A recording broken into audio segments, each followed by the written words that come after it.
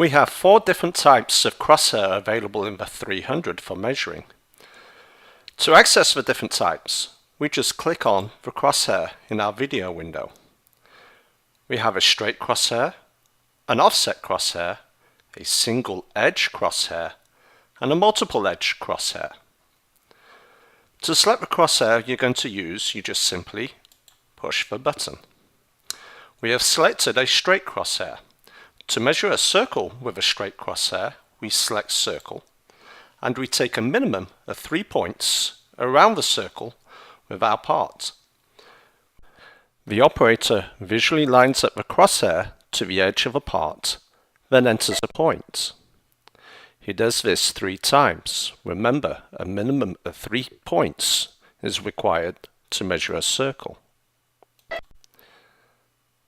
And we'll take our third point here, visually lining it up, and we hit enter and finish to finish the measurement. This is one type of crosshair that we can use.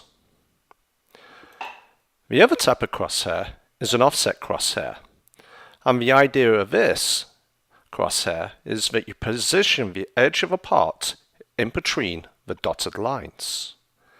We'll use this crosshair now to measure a circle with 4 points.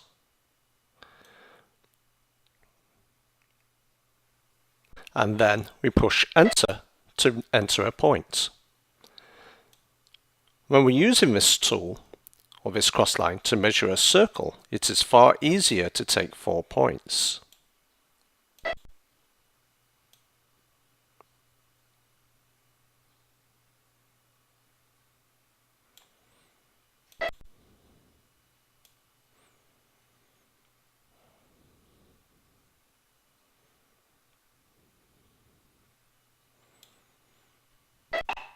And we push finish to finish the measurement. This type of measurement and the previous using a straight edge crosshair line are very operator dependent, and the results can vary differently between operator to operator. To overcome this, in the 300 we have what we call a single edge probe, or the single edge crossline. To use this, we select single edge, and now we have a straight crossline with a red circle. The circle is red until I place that circle into an edge, at which point it will turn green.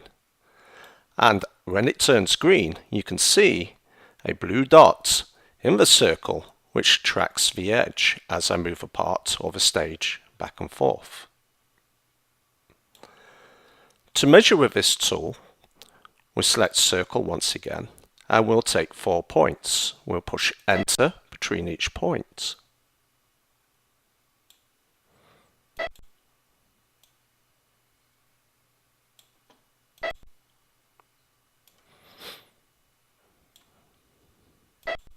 And we finish the measurement. Notice how quicker it was to take the points, since I didn't have to spend a lot of time lining up the cross lines. Now, to speed things up even further, we have a timeout function here, which we can switch on.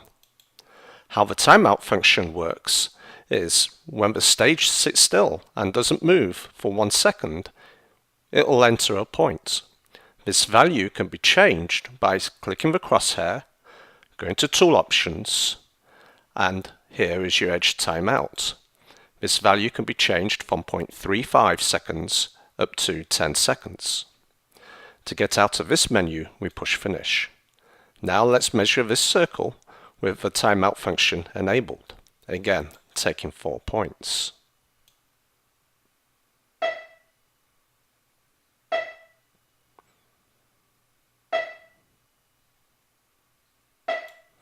And we push finish to finish the measurement. As you can see, that was a lot quicker.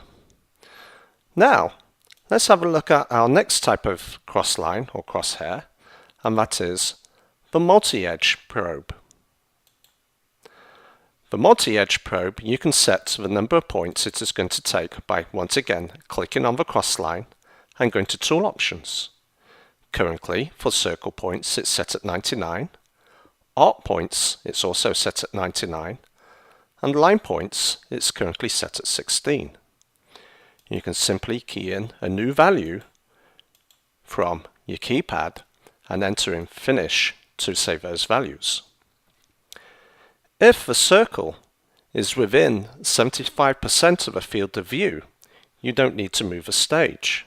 You can just simply push the circle measure icon and hit enter. This has recorded 99 points automatically around the inside diameter of our part. You can view these points by clicking the View button, and you can see the outer roundness of our circle. Here is the most deviation on the inside and the most deviation on the outside. At this stage, we can also change our fit. We can change from best fit to inscribed. Now all the measure points are on the outside of a circle, or we can go to superscribed, where all the points are now on the inside of our measured circle. The default, however, is always going to be best fit. Now let's go back to view and let's measure the circle around the outside of this washer. Notice that this is using up more than 75% of a field of view, so we're going to have to do things a little differently. To measure this circle, we push circle once again, but first we take 3 points around the outside of a part. This gives the readout some idea of size and location of a circle on the stage. Then, after I've taken the third point, I simply follow the green arrow and place the green arrow into the red circle until the red circle turns green.